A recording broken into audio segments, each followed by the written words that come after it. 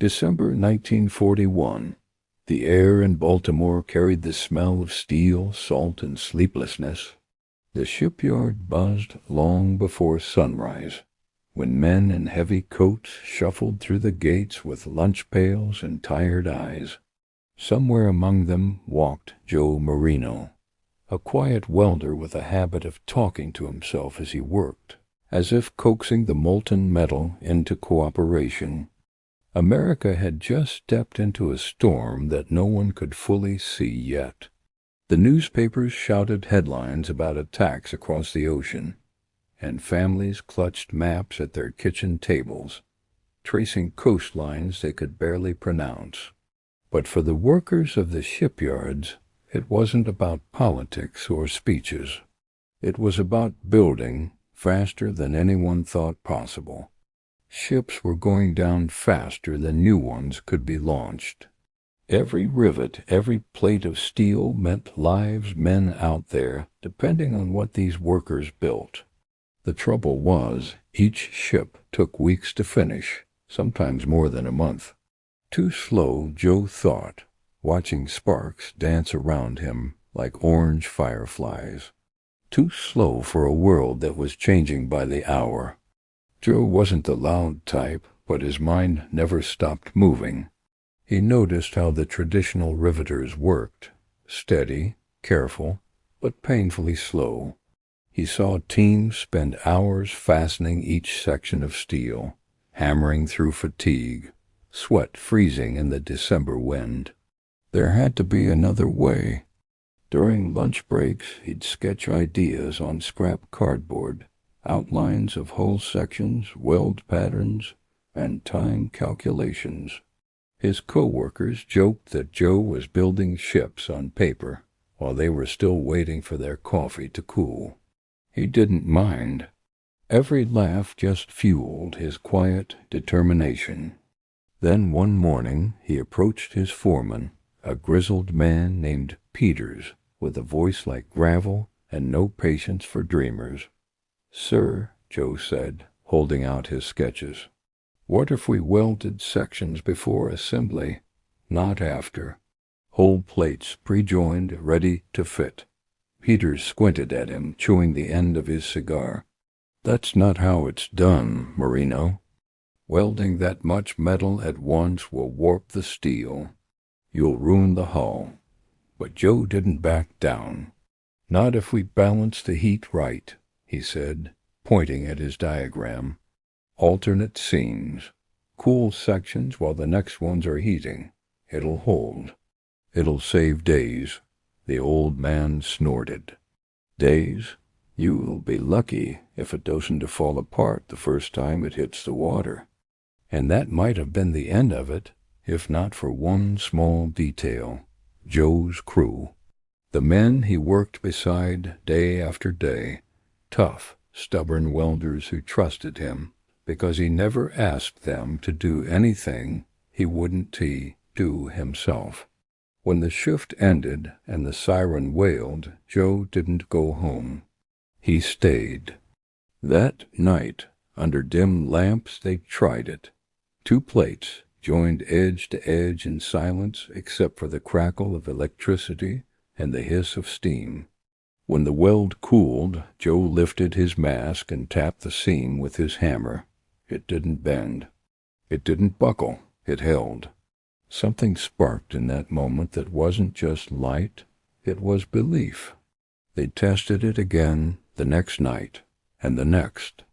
The technique worked. It wasn't perfect, but it was faster, much faster. Joe's calculations showed they could cut construction time in half. The men began whispering about it around the yard. Some called it Marino's madness. Others said it might just be the miracle they needed. Weeks later, a supervisor came by after hearing the rumors. He didn't say much, just watched Joe's team work. By the end of the shift, his cigarette had burned to ash without him noticing.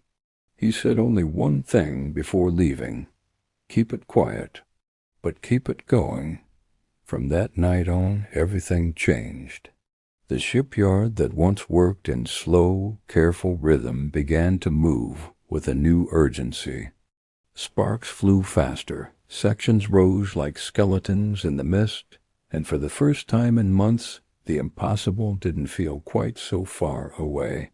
Joe Marino, the man nobody listened to, had just started something that would echo far beyond the Baltimore docks. By January 1942, the shipyard no longer slept. Floodlights burned through the night like artificial suns, throwing long shadows across half-finished hulls. The air was alive with sound, the hammering of rivets, the hiss of acetylene torches, the deep rumble of cranes that never stopped moving. Men worked in shifts so tight that when one crew left, another walked in through the same gate, boots crunching on the same frozen ground. And in the middle of it all was Joe Marino, the man with the idea that wouldn't he die. Word of his new method had spread beyond the welding floor. They called it pre-welding, joining entire sections of the ship before they were hoisted into place. It was faster, cleaner, and cheaper. But it was also unconventional. Every engineer and supervisor who heard about it wanted the same thing: proof. Joe had proof all right, a patchwork of test seams, each stronger than the last. But the higher-ups wanted more than strength. They wanted certainty, and certainty was a luxury that war rarely allowed. Marino, the foreman, barked one cold morning. "You're on thin ice.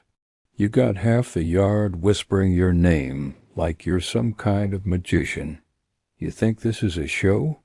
You think we can gamble hull integrity on some side project?" Joe wiped his face with a rag, the heat of the welding torch still burning in his hands. "Sir, we can build a ship in half the time. I've seen it. We can't keep losing men out there waiting for ships that take a month to make." The foreman sighed. He didn't hate Joe. He feared what failure would mean. Every plate of steel cost money the Navy didn't have time to waste. Every mistake meant a vessel at the bottom of the Atlantic, but Joe's team refused to slow down. They'd seen too much promise in the seams they welded by moonlight. The technique was more than efficient. It was a small rebellion against impossibility. They worked through nights thick with fog, sparks flickering against the mist. They joked less now, their movements mechanical, steady. Somewhere in those hours, Joe began to feel that he wasn't just welding metal anymore. He was fusing belief, his own and everyone else's, into something that could hold under pressure. Then came the call. A man in a pressed suit from Washington arrived, clipboard in hand, followed by 2 naval officers. They wanted a demonstration.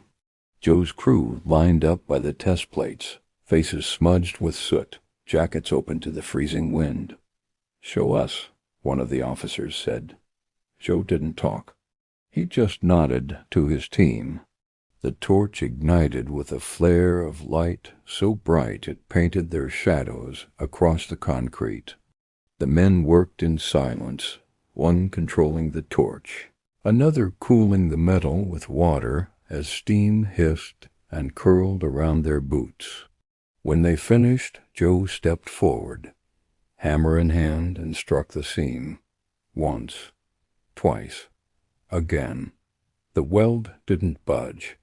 The officer crouched to inspect it, running his finger along the joint. Then he stood, looking at Joe. "You did this how long ago?" 4 days, sir." The officer turned to the man from Washington. "Get this to the Maritime Commission." By the end of the week, Joe's method was no longer a rumor. It became a trial program, one ship built entirely with pre-welded sections. The workers nicknamed it the Baltimore Experiment. They poured themselves into it like men possessed. Sections that once took a week to assemble were finished in 2 days. Welders worked shoulder to shoulder, sparks raining around them like fireflies. Joe barely slept, walking the deck of the half-formed vessel at dawn, running his hands along the seams like a father checking his child's heartbeat.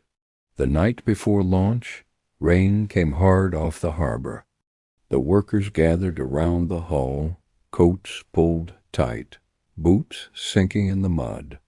Joe stood apart, staring at what they'd made, a ship that should have taken 40 days, built in less than a week. A voice behind him broke the moment. "You sure it'll hold, Marino?" Joe didn't turn. "It has to," he said simply. The next morning, under a gray Baltimore sky, the SS John W. Brown slid into the water. For a breathless second, no one moved. Then the hull steadied, cutting through the harbor like it belonged there. The crowd erupted. Hats flew, men cheered, and for once, even the foreman's stern face cracked into a smile. Joe stood with his arms crossed, the spray of the harbor on his face. His gloves were still damp from the night before, but for the first time in months, the cold didn't reach him. He'd done it. They all had. But deep down, he knew this was just the beginning, because the Navy wanted more ships. Dozens, hundreds, and every one of them would carry his welds, his belief, across oceans that had once felt impossible to reach. By spring of 1942, the Baltimore docks no longer echoed with doubt. They sang with momentum. The experiment that once drew laughter and whispers had turned into the new rhythm of the shipyard. Welders no longer asked if Joe Marino's idea would work. They asked how many ships they could finish before the month was out. Every morning the gates swung open before dawn, and men poured in, faces lit by the faint orange glow of the furnaces. Coffee in tin cups steamed beside stacks of blueprints, and the smell of hot steel clung to everything. The cranes moved like clockwork. Sparks rose in constellations that rivaled the stars. Joe had become a quiet legend, though he never acted like one.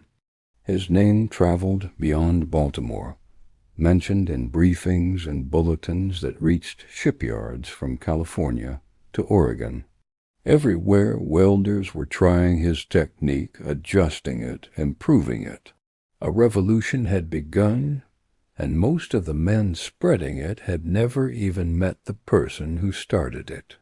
But success, as Joe soon learned, brings its own kind of noise. Inspectors from Washington began arriving unannounced, taking notes, asking questions, measuring weld seams as if trying to catch a ghost in a machine.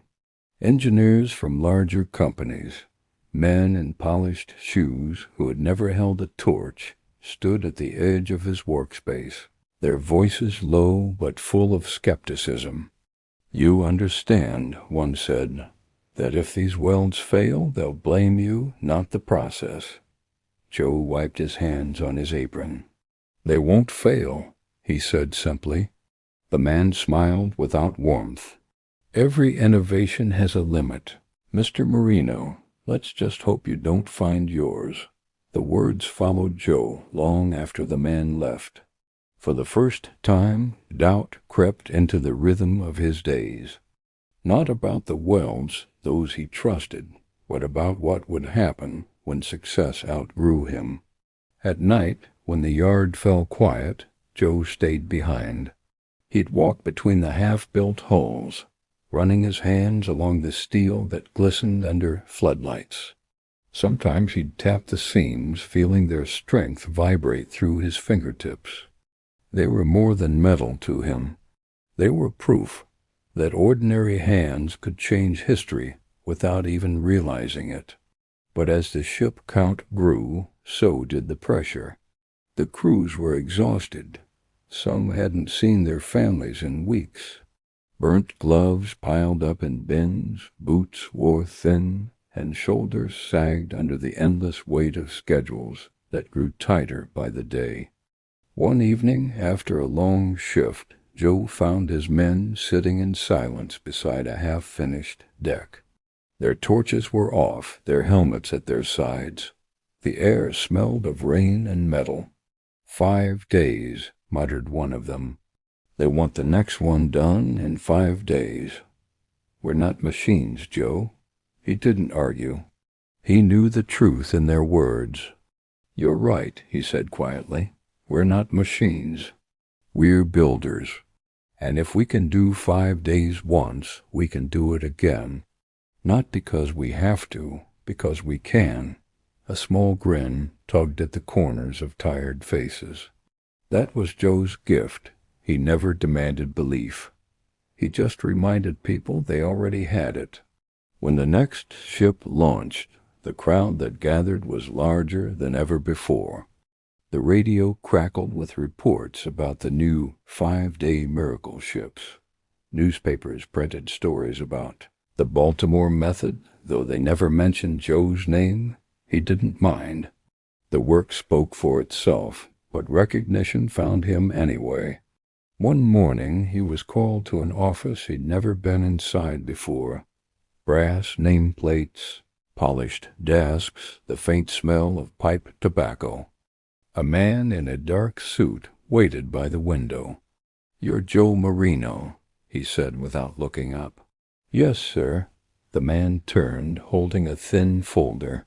"You've done something remarkable. The Navy's impressed. Washington's impressed.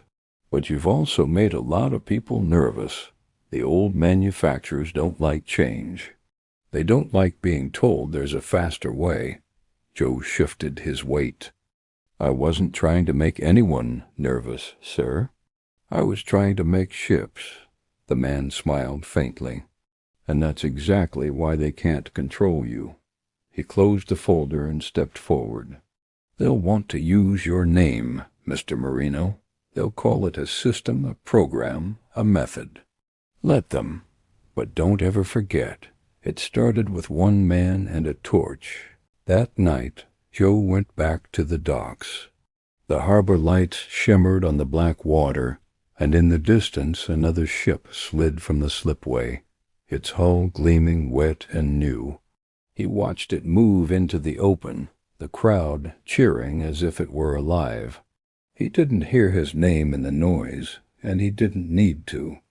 The welds were his signature, invisible but unbreakable, sealed into the heart of every vessel that left that harbor. Standing there, with the faint hum of the yard behind him, Joe realized that history rarely announces itself. Sometimes it just glows, one spark at a time, until the whole world is lit. By 1945, the war was ending, not with celebration in the shipyards, but with silence.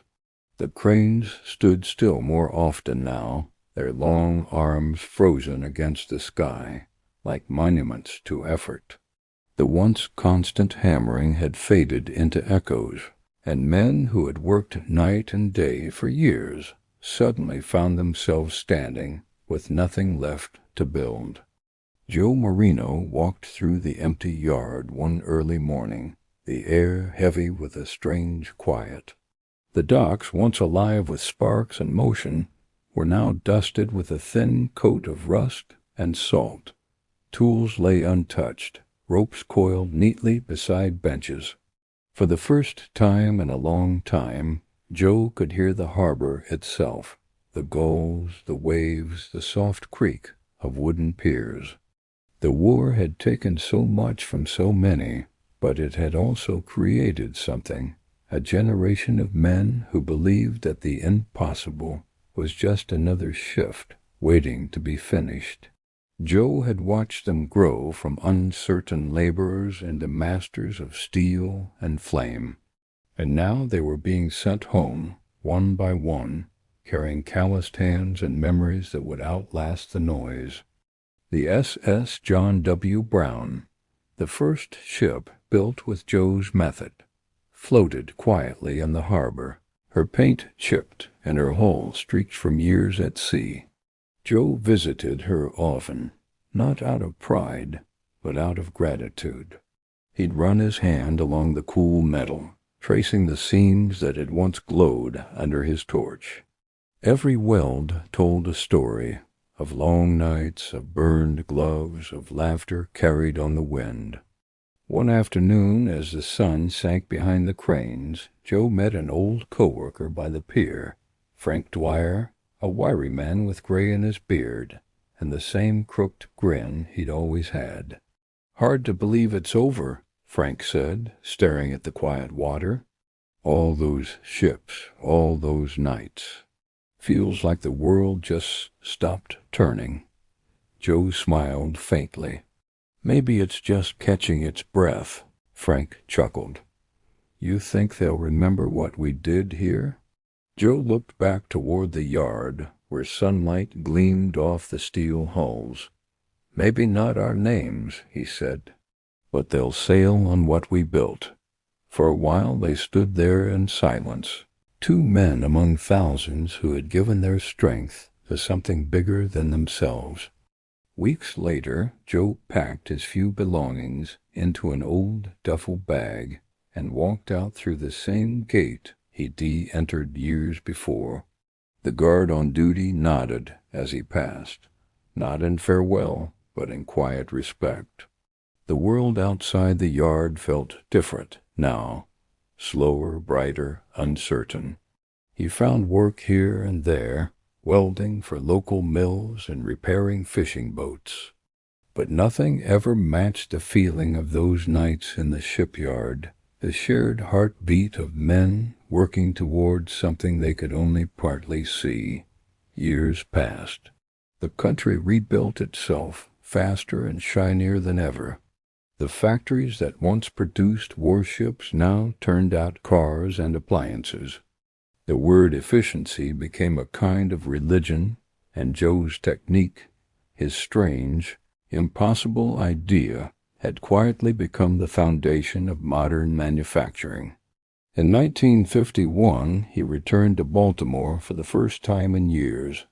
The John W. Brown was still there, retired now, serving as a training vessel. Its decks were crowded with visitors, school children on field trips, veterans showing their families where they had served. Joe stood among them, anonymous, watching their faces light up as they listened to the guide talk about how the ship had been built faster than anyone thought possible. 5 days, the guide said proudly. That's all it took. A record that changed everything. Joe smiled to himself. He didn't correct the man or mention his name. He didn't need to. The ship spoke for him, in every seam, every weld that it held strong against the sea. Before he left, Joe walked up to the railing and rested his hand on the cool steel once more.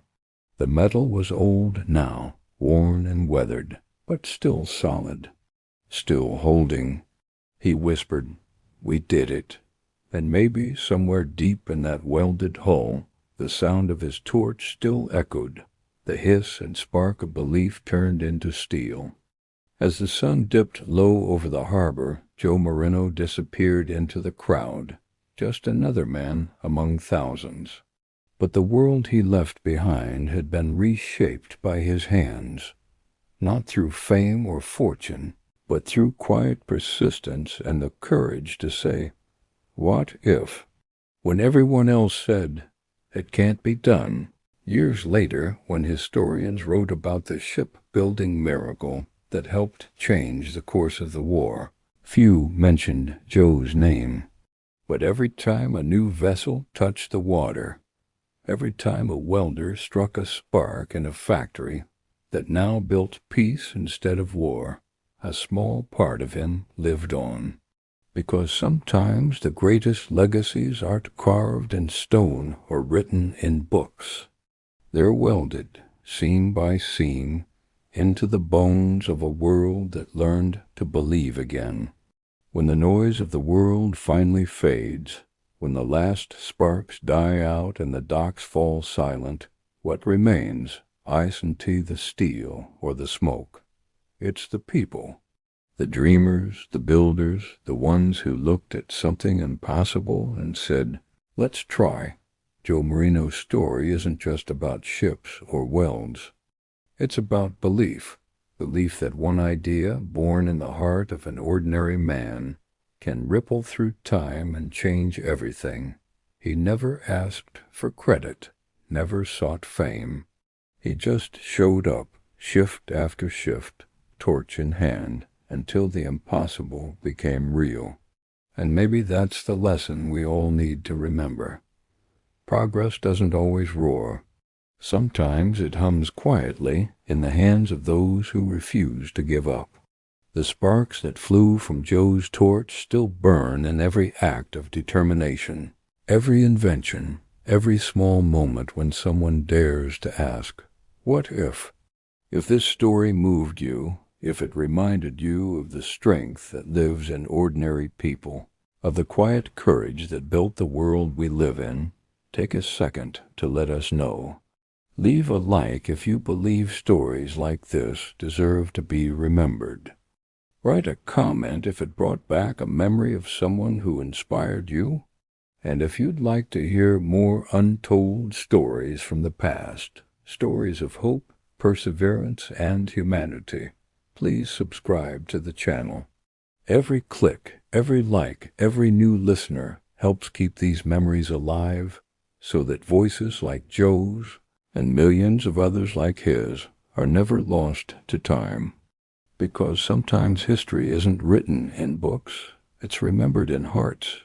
And as long as we keep listening, it will never fade.